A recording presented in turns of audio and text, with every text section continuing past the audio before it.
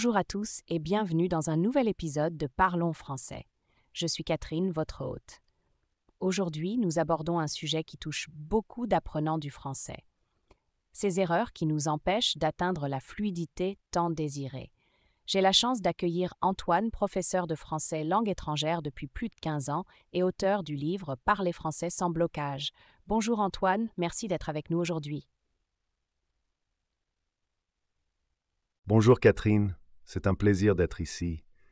Merci beaucoup pour ton invitation. Antoine, avant d'entrer dans le vif du sujet, peux-tu nous parler un peu de ton parcours? Comment es-tu devenu spécialiste de l'apprentissage du français? Bien sûr. J'ai commencé ma carrière comme professeur de langue classique, mais j'ai vite remarqué que beaucoup d'étudiants restaient bloqués malgré une bonne connaissance théorique. Ça m'a intrigué. J'ai alors développé une méthode basée sur l'identification des blocages psychologiques et structurels qui empêchent la progression. Après avoir travaillé avec plus de 2000 étudiants de 43 nationalités différentes, j'ai identifié ces fameuses erreurs récurrentes qui bloquent vraiment la progression vers la fluidité. C'est fascinant. Et justement, ces erreurs, c'est ce dont nous allons parler aujourd'hui. Tu en as identifié 5 principales qui empêchent les apprenants d'atteindre la fluidité en français. Pourrais-tu nous parler de la première? La première erreur, et peut-être la plus fondamentale, c'est ce que j'appelle l'obsession de la perfection grammaticale. Beaucoup d'apprenants sont paralysés par la peur de faire des erreurs. Ils veulent formuler des phrases parfaites dans leur tête avant de parler. Résultat, ils parlent très peu ou pas du tout. C'est comme vouloir apprendre à nager sans jamais se mouiller. Oh, je vois exactement ce que tu veux dire. J'ai connu ce problème quand j'apprenais l'espagnol. Je restais silencieuse en cours parce que je craignais de me tromper sur le subjonctif. Exactement. Et c'est contre-productif. Les francophones natifs ne remarquent généralement pas la plupart des petites erreurs grammaticales, mais ils remarquent certainement quand quelqu'un n'ose pas parler. La solution est d'adopter ce que j'appelle le principe de progression par l'erreur. Il faut accepter que les erreurs font partie intégrante de l'apprentissage. Je conseille à mes étudiants de se fixer un objectif de faire au moins 10 erreurs par jour en parlant français. 10 erreurs par jour. 10 erreurs par jour. C'est une approche intéressante, ça transforme presque l'erreur en quelque chose de positif. Absolument. Les erreurs deviennent des indicateurs de progrès, pas des échecs. Les personnes qui font beaucoup d'erreurs en parlant progressent généralement plus vite que celles qui restent silencieuses. C'est contre-intuitif, mais totalement vrai. Passons à la deuxième erreur commune. De quoi s'agit-il? La deuxième erreur, c'est l'apprentissage déséquilibré. Beaucoup d'apprenants se concentrent trop sur la lecture et l'écriture, en négligeant l'écoute et la parole. Dans les systèmes éducatifs traditionnels, on passe énormément de temps sur la grammaire, le vocabulaire, mais très peu en immersion auditive et en expression orale. C'est comme apprendre à jouer au football en ne faisant que lire les règles et dessiner des stratégies sans jamais toucher un ballon. C'est tellement vrai. Et comment peut-on rééquilibrer son apprentissage? Il faut adopter la règle des 25%. Consacrer environ 25% de ton temps d'apprentissage à chacune des 4 compétences: lire, écrire, écouter et parler. Concrètement, si tu étudies 20 minutes par jour, c'est 5 minutes pour chaque compétence. Pour l'écoute, je recommande les podcasts comme celui-ci, les séries ou films en français avec sous-titres français. Pour la parole, même si tu n'as pas de partenaire linguistique, tu peux lire à haute voix, te parler à toi-même, décrire ta journée ou même parler à ton animal de compagnie en français. J'adore l'idée de parler à son animal en français. Mon chat serait probablement un excellent professeur de langue. Il est très critique. Mais sérieusement, cette répartition équilibrée semble vraiment logique. Quelle est la troisième erreur qui bloque la progression? La troisième erreur est la traduction mentale constante. C'est un piège classique. L'apprenant entend une phrase en français, la traduit dans sa langue maternelle pour la comprendre, puis formule sa réponse dans sa langue maternelle avant de la traduire en français. Ce processus est extrêmement lent et empêche toute fluidité. C'est comme si un pianiste devait réfléchir à chaque note individuellement avant de jouer un morceau. C'est un processus épuisant mentalement, j'imagine. Comment peut-on sortir de ce cycle de traduction constante? La solution est de développer ce que j'appelle la pensée directe en français. C'est un muscle mental qui se développe avec la pratique. Je conseille de commencer par penser en français dans des situations simples et quotidiennes. Par exemple, quand tu te prépares le matin, décris mentalement tes actions en français. Je me lève, je me brosse les dents, je prends mon petit déjeuner. Autre exercice efficace, associer les objets directement à leur nom français sans passer par ta langue maternelle. Voir une pomme et penser pomme, pas apple puis pomme. Ça paraît simple, mais c'est très puissant. Ces exercices semblent très pratiques. J'imagine que c'est un processus graduel, on ne peut pas arrêter de traduire du jour au lendemain. Exactement, Catherine. C'est progressif, mais les résultats sont exponentiels. Au début, tu penseras directement en français pour des phrases simples, puis des conversations entières. Beaucoup de mes étudiants rapportent un moment Eureka où ils réalisent qu'ils viennent d'avoir une conversation en français sans avoir traduit une seule fois. C'est un moment magique dans l'apprentissage d'une langue. Je comprends tout à fait ce sentiment. Abordons maintenant la quatrième erreur. Quelle est-elle? La quatrième erreur, c'est l'évitement des particularités culturelles du français. La langue n'est pas seulement une collection de mots et de règles, c'est l'expression d'une culture. Beaucoup d'apprenants essayent d'appliquer les schémas conversationnels de leur langue maternelle au français, ce qui crée souvent un décalage. Par exemple, en français, on utilise beaucoup de petites expressions de liaison comme en fait, donc, alors, voilà. Certaines langues sont plus directes et ces connecteurs semblent superflus, mais ils sont essentiels pour sonner naturel en français. C'est intéressant. Ces petits mots font vraiment la différence entre un français scolaire et un français naturel, n'est-ce pas? Tout à fait. Et il y a aussi les expressions idiomatiques, les références culturelles, mais aussi le rythme et la mélodie de la langue. La solution est d'adopter une approche d'immersion culturelle. Regarder des films français, écouter de la musique française, lire des magazines français, suivre des youtubeurs français. L'idée est de s'imprégner de la façon dont les Français s'expriment naturellement.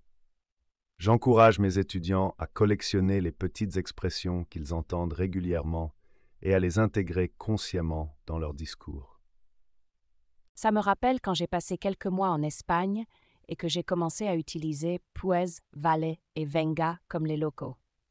Soudainement, les gens me demandaient de quelle région d'Espagne je venais plutôt que de me parler en anglais. Et la cinquième erreur pour compléter notre liste. La cinquième et dernière erreur, peut-être la plus subtile mais tout aussi handicapante, c'est la peur du ridicule. C'est un blocage psychologique puissant.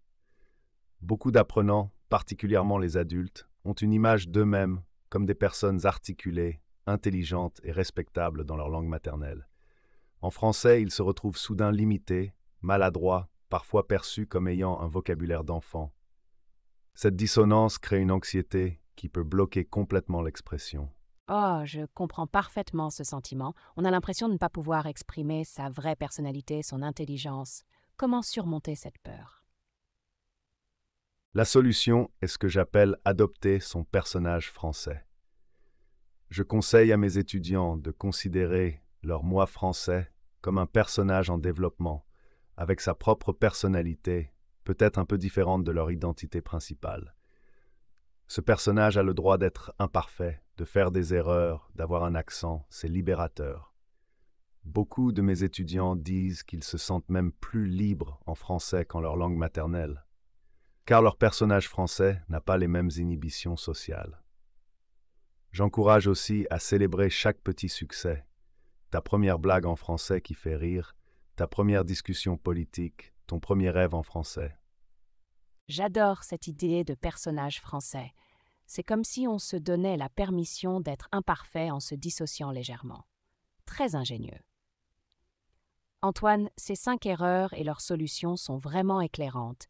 Mais si tu devais donner un seul conseil le plus important à quelqu'un qui souhaite vraiment atteindre la fluidité en français, quel serait-il? Si je ne devais donner qu'un seul conseil, ce serait pratique régulièrement, même si c'est juste 10 minutes par jour. plutôt que 3 heures, une fois par semaine. L'apprentissage d'une langue est comme un entraînement sportif. C'est la régularité qui compte plus que l'intensité. Et surtout, trouve du plaisir dans ton apprentissage.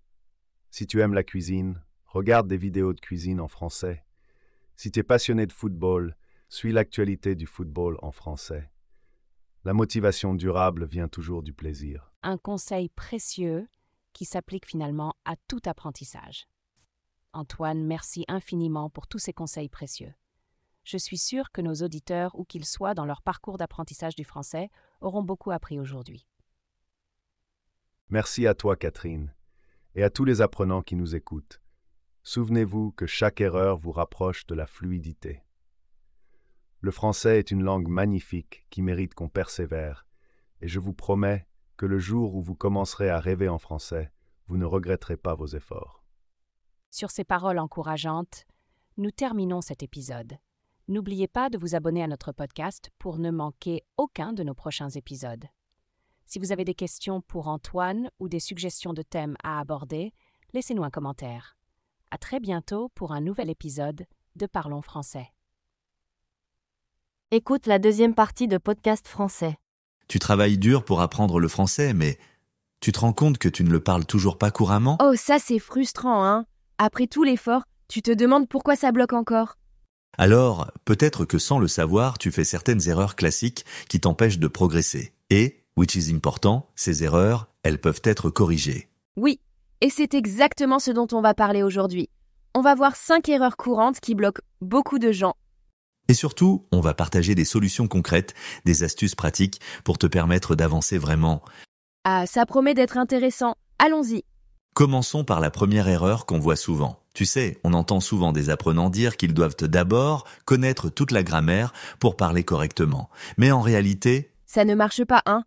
non, pas vraiment. La grammaire est importante, bien sûr, mais elle ne suffit pas à elle seule pour te rendre fluide. Pourquoi ? Parce qu'elle reste théorique, figée. Parler une langue, c'est dynamique, c'est vivant. Et alors, qu'est-ce qu'il faut faire ? Se lancer directement ? Exactement. Pour progresser, tu dois parler, même si au début, tu fais plein d'erreurs. C'est normal et c'est même nécessaire. L'idée, c'est de pratiquer des phrases simples chaque jour, tu sais, sans trop te prendre la tête. Ah oui, comme dire je sais pas. Bonjour, comment ça va ? Tu veux un café ? Voilà. Et le faire à haute voix, pas juste dans ta tête. Le fait de t'entendre parler crée une connexion entre ta pensée et ta parole. Et tu veux dire que, petit à petit, ça devient plus naturel ? Absolument. C'est comme un muscle, tu vois. Plus tu l'exerces, plus il devient fort. Et puis, plus tu pratiques, moins tu réfléchis à la grammaire pendant que tu parles. Tu gagnes en confiance. Ouais, je vois totalement. Mais tu sais, vouloir tout faire parfaitement, ça peut freiner cette confiance, non ? Oui, exactement. Beaucoup de gens pensent que s'ils ne peuvent pas former une phrase parfaite, eh bien, ils ne devraient pas parler du tout. Mais en fait, c'est une erreur fondamentale. Le perfectionnisme, tu vois, il bloque l'action. Ouais, parce que si tu attends que tout soit parfait, tu ne parleras jamais. Voilà, parler une langue, c'est avant tout communiquer, transmettre une idée ou une émotion. Et tu sais, les petites erreurs grammaticales, elles n'empêchent pas la communication. Ah oui, comme quand tu entends quelqu'un dire « je suis en train de manger ». C'est pas grammaticalement correct, mais tu comprends. Exactement. Et c'est ce qu'il faut retenir. L'objectif, ce n'est pas la perfection, c'est d'être compris. En fait, je dirais que les erreurs sont même bénéfiques, parce qu'elles montrent que tu apprends en temps réel. Donc, en gros, il faut accepter ses erreurs, mais alors, comment on s'assure qu'on progresse ? La clé, c'est la pratique. Parle, échange, écoute les réponses. Tu vas te corriger naturellement avec le temps. Le plus important, c'est d'oser utiliser ce que tu sais déjà, même si c'est pas parfait. C'est vrai. Et souvent, les gens apprécient quand tu fais l'effort de parler dans leur langue. Absolument. Les francophones, par exemple, ils sont souvent très compréhensifs. Ils préfèrent une conversation imparfaite mais sincère à quelqu'un qui reste silencieux par peur de mal faire. Donc, pas de pression inutile. On parle et on s'améliore en chemin. Et justement, en parlant d'erreurs, il y en a une autre qu'on croise souvent, traduire directement mot à mot depuis sa langue maternelle. Tu vois, ça peut donner des phrases, comment dire, un peu étranges, pas très naturelles. Oui, comme quand tu entends quelqu'un dire « je fais du sens ». Les mots sont corrects, mais l'expression n'existe pas vraiment en français. Exactement. Ce genre de traduction, non seulement ça ralentit ta pensée, mais en plus, ça peut bloquer la conversation si tu cherches le mot parfait tout le temps. Donc, en gros, penser dans sa langue maternelle est en fait un obstacle, hein ? Mais alors, comment on fait pour éviter ça ? La clé, c'est de commencer à penser directement en français. Pour y arriver, il faut t'accoutumer à utiliser des expressions toutes faites, des phrases que tu peux ressortir sans réfléchir. Par exemple, à la place de trop traduire, dis-toi que certaines phrases n'ont pas d'équivalent direct, et c'est comme ça. Ah oui, comme apprendre, c'est pas possible, au lieu d'essayer de construire une phrase compliquée. C'est simple, et ça marche. Exactement. Ces expressions toutes faites, elles t'aident à gagner en fluidité. Et en même temps, elles t'aident à comprendre les structures naturelles du français sans passer par ta langue maternelle. Et du coup, tu gagnes du temps, et ça sonne plus naturel. Pas mal ça. Maintenant qu'on a vu l'importance d'utiliser des expressions naturelles, parlons d'une autre chose cruciale, la régularité. Beaucoup de gens se disent « Oh, je vais étudier une fois par semaine, genre une grosse session d'1 heure, et ça suffira. » Ah oui, je vois où tu veux en venir. Mais une fois par semaine, c'est super peu ça. Exactement. Ce type de rythme, tu vois, c'est comme si tu essayais de te muscler en allant à la salle de sport. 1 fois par mois. Ça ne marche pas. Pour progresser vraiment, tu as besoin de régularité. Et, quand tu dis régularité, tu veux dire combien de temps, là, genre tous les jours pendant 1 heure? Non, heureusement, pas besoin de consacrer 1 heure entière chaque jour. Ce qui est beaucoup plus efficace, c'est de faire des mini-sessions quotidiennes. Juste 5 à 10 minutes chaque jour peuvent suffire. Oh, 5 minutes. Vraiment, je veux dire, c'est rien ça. Oui, mais c'est le secret. Ces petites sessions régulières aident ton cerveau à s'imprégner de la langue petit à petit de manière plus naturelle. Et au fil du temps, ces efforts, disons, constants, s'accumulent. Donc, même si tu fais un mini-exercice, genre réviser 3 mots ou une expression par jour, c'est mieux que tout laisser pour une grosse séance plus tard? C'est tout à fait ça. Et en plus, ces petites habitudes créent une sorte de routine mentale qui rend l'apprentissage moins intimidant. Oh, je vois. Et puis ça enlève un peu cette pression de « je dois tout apprendre maintenant ». C'est plus léger en fait. Absolument. Ces moments courts et réguliers, ils deviennent comme un rituel quotidien que tu finis par apprécier. En fait, le tout, c'est de rester constant. Tu sais, en restant constant avec ces petites pratiques quotidiennes, il y a autre chose qu'il faut garder en tête. Éviter de se concentrer uniquement sur le français académique, celui des manuels et des exercices. Ce français-là, il est assez différent, presque irréel, comparé au français parlé. Ah oui, genre, tu lis un texte tout propre, et puis quand tu entends quelqu'un parler, c'est comme une toute autre langue. Exactement. Le français parlé est rapide, avec des contractions, des expressions idiomatiques. Il peut sembler flou au départ. Si tu te limites au français des livres, tu te retrouves vite perdu dans une conversation réelle. Ouais, c'est vrai. Mais alors, qu'est-ce qu'on peut faire pour s'habituer à cette réalité linguistique? La solution, c'est de t'immerger dans du français authentique. Je veux dire, écouter des podcasts, regarder des vidéos, écouter des dialogues entre natifs. Ces formats te plongent directement dans le rythme naturel et les expressions du quotidien. Et t'obligeant en gros à t'adapter. Pas mal ça, mais par où on commence? Tu vois, il y a tellement de contenu, c'est facile de se perdre. C'est vrai. Le mieux, c'est de commencer avec des sujets que tu trouves intéressants. Par exemple, si tu aimes la cuisine, regarde des vidéos de recettes en français. Ou sinon, des podcasts comme celui-ci qui alternent entre explications et conversations réelles. Ah ouais, c'est astucieux, ça. Comme ça, tu combines plaisir et apprentissage. Mais attends, et si on est totalement débutant, genre, si on comprend rien au début? C'est normal au début, hein. L'important, c'est d'écouter régulièrement. Même si tu ne comprends que quelques mots ou expressions, ton oreille s'habitue progressivement. Et petit à petit, tu captes plus de choses. Oui, donc c'est un peu comme immerger tes oreilles dans la langue. Ça demande juste de la patience, quoi. Voilà. Et surtout, persévère. Rien ne remplace l'habitude d'entendre les sons réels, les inflexions, le rythme naturel du français. C'est un entraînement essentiel pour développer ta compréhension. Donc, comme on l'a vu, s'immerger dans le français authentique est crucial. Mais pour vraiment avancer, il faut aussi éviter 2 pièges. D'abord, être obsédé par la grammaire, et ensuite chercher une perfection qui en réalité te freine plus qu'elle ne t'aide. C'est clair. Et puis il y avait aussi, ne traduis pas tout depuis ta langue maternelle. Pense directement en français, c'est tellement plus naturel. Oui, et comme on l'a vu, la régularité est essentielle. Fais ces petites sessions chaque jour. Même juste 5 minutes. Pas besoin de s'épuiser. Exactement. Enfin, écoute du vrai français, celui qui est parlé au quotidien. C'est là que tu vas vraiment comprendre la langue. Voilà, en gros, si tu corriges ces 5 erreurs, tu vas progresser beaucoup plus vite. Et franchement, ça n'a rien de magique. Il suffit juste de le faire. Tout à fait. Et on est là pour te motiver. On croit vraiment que chaque étape que tu franchis, chaque effort que tu fais, t'emmène un peu plus loin. Alors dis-nous, laquelle de ces erreurs te pose le plus de problèmes, là, aujourd'hui? Mets ça dans les commentaires. Et si cet épisode t'a aidé ou motivé, pense à liker et à t'abonner pour ne manquer aucun autre épisode. Chaque semaine, on partage de nouvelles astuces pour t'accompagner dans ton apprentissage. Oui, et ensemble, on avance vers la fluence. Sur ce, bénissons ta progression, hein. Et continue à pratiquer. Chaque mot, chaque phrase compte. À très bientôt.